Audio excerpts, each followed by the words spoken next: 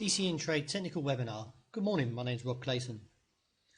The Australian dollar's price action on Friday's close was negative and still holds towards the objective of 71.20.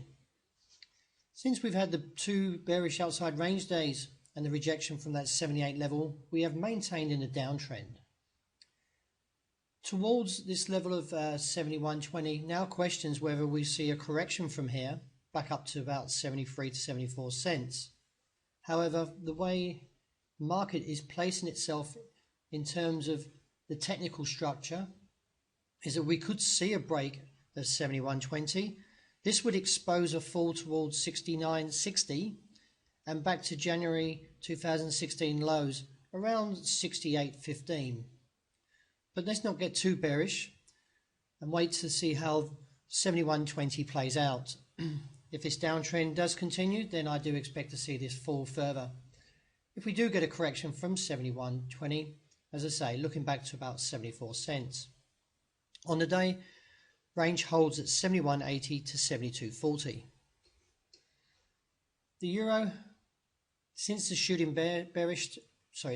bearish shooting star, the market has maintained in a negative formation and now breaking through the support of 113.20 on Friday, looks towards the next target of 112.20.25. A break here would expose a further decline for euro and a stronger US dollar to a target of 110.50.60.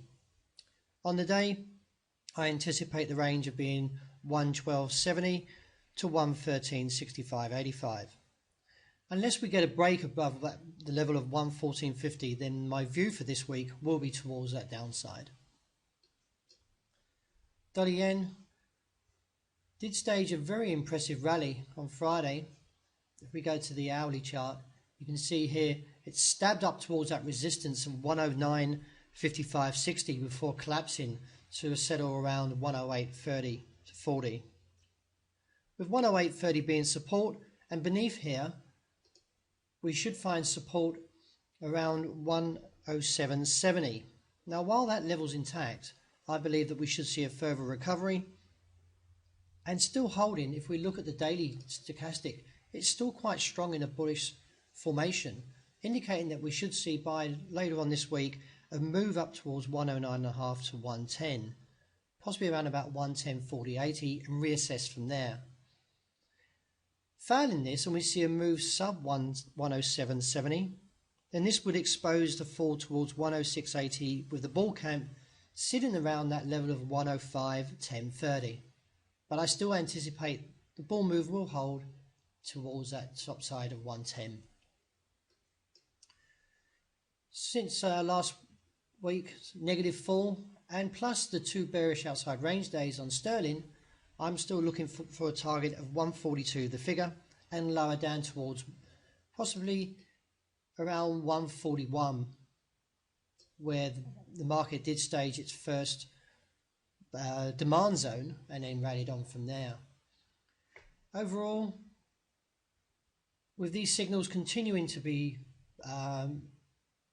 witnessed as being negative, I feel that we should see this fall towards that 141 level, with the intraday range seen now of 143.40 to possibly around about 144 figure 25.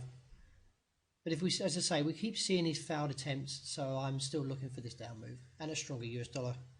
As you look at the gold, ever since that 1013 high printed, which was a 15-month high, we've staged lower lows and lower highs.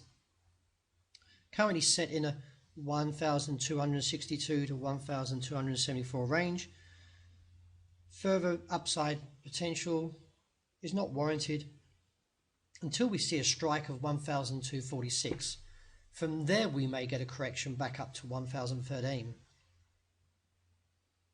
Sorry, 1300, and then reassess from there.